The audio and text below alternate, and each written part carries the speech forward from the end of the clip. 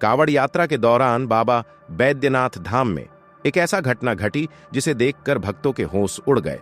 अपने भक्तों को साक्षात दर्शन देने चले आए महादेव। क्या कलयुग में भगवान सच में धरती पर आते हैं? क्या आज के इस स्वार्थी युग में कोई ऐसी भक्ति बची है जिसे देखकर स्वयं ब्रह्मांड के रचयिता देवों के देव महादेव अपना कैलाश छोड़कर मृत्युलोक में खींचे चले आएं?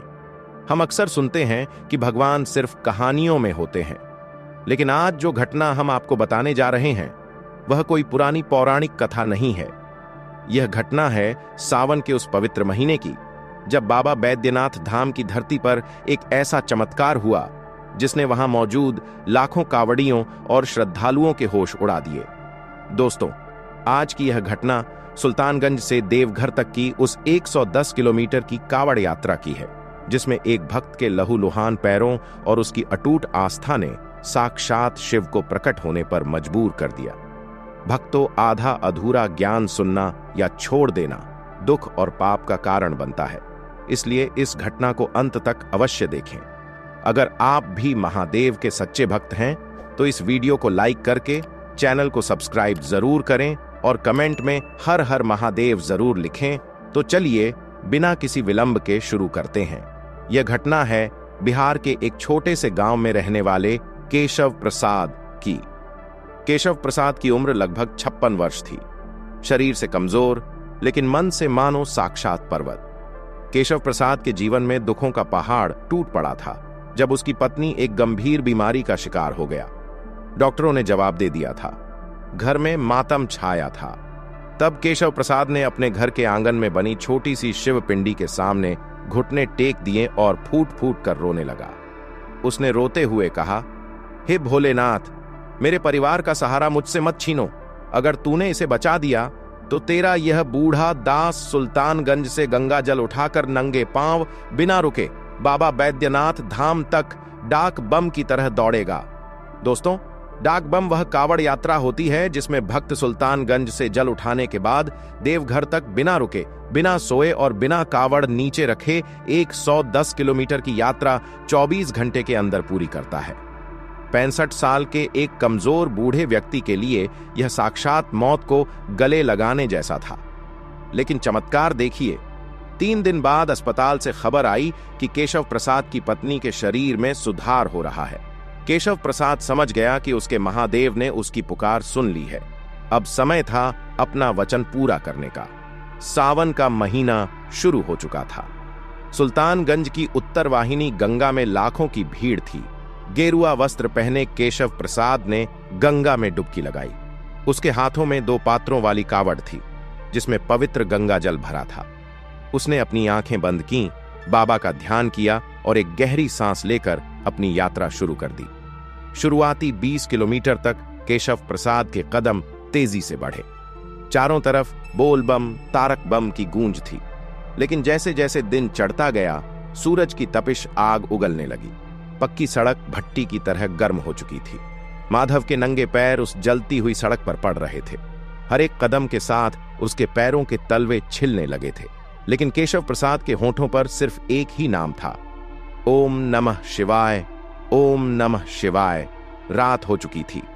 थकान के मारे केशव प्रसाद का पूरा शरीर कांप रहा था। 110 किलोमीटर के उस रास्ते में सबसे कठिन पड़ाव आता है सुइयां पहाड़। यह एक ऐसा दुर्गम रास्ता है जहां कंकड़ और पत्थर सुई की तरह पैरों में चुभते हैं।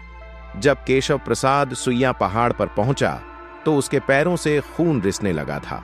तलवों में बड़े बड़े छाले पड़ चुके थे जो अब फूट गए थे। वहां से गुजरने वाले दूसरे कावड़ियों ने जब उस बूढ़े की यह हालत देखी तो वे सिहर उठे। एक युवक ने कहा, बाबा रुक जाओ, आपकी जान चली जाएगी, कावड़ हमें दे दो, हम चढ़ा देंगे। लेकिन केशव प्रसाद ने अपनी डबडबाई आंखों से उस युवक को देखा और मुस्कुराते हुए कहा, बेटा, अगर यह शरीर बाबा के काम ना आया तो इसका क्या मोल?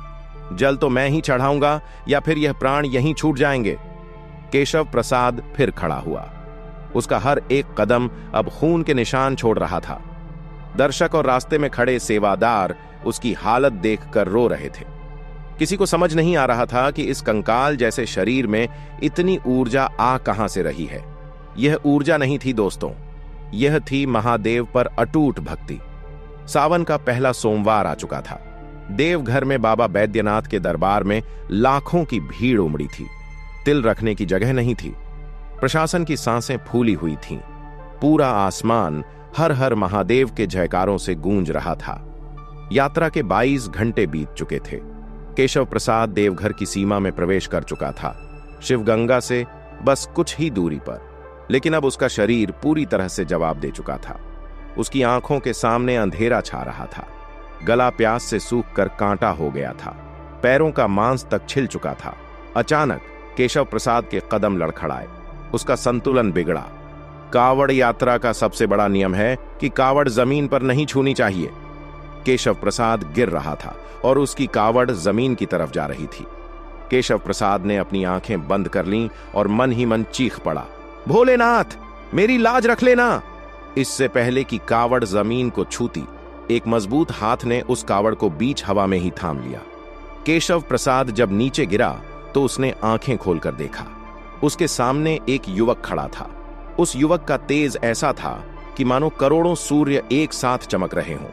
उसने बाघंबर बाघ की खाल जैसा वस्त्र पहना हुआ था। शरीर पर भस्म लगी थी। माथे पर त्रिपुंड था और उसकी आंखें इतनी गहरी थीं मानो उनमें पूरा ब्रह्मांड समाया हो। आसपास के लाखों लोग मानो एक पल के लिए जम गए थे। जो भीड़ धक्का मुक्की कर रही थी वह अचानक शांत हो गई। हवा का चलना रुक गया। उस रहस्यमयी युवक ने कावड़ को अपने एक हाथ में थामा और दूसरे हाथ से केशव प्रसाद के माथे को छुआ। युवक की आवाज में एक ऐसी मिठास और गूंज थी जो सीधे आत्मा तक पहुंच रही थी। उसने कहा, उठो केशव प्रसाद, मैं कब से तुम्हारी प्रतीक्षा कर रहा हूं। जैसे ही उस युवक ने केशव प्रसाद के माथे और उसके लहूलुहान पैरों को स्पर्श किया, वहां मौजूद लाखों लोगों के होश उड़ गए। चमत्कार हो चुका था। केशव प्रसाद के पैरों के सारे घाव, सारे छाले उसी क्षण भर गए। जो पैर खून से लथपथ थे वे ऐसे हो गए मानो उन पर कभी खरोंच तक नहीं आई हो। केशव प्रसाद के शरीर की सारी थकान एक पल में गायब हो गई। केशव प्रसाद समझ गया कि उसके सामने कौन खड़ा है। वह फूट फूट कर रोने लगा और उस युवक के चरणों में गिर पड़ा।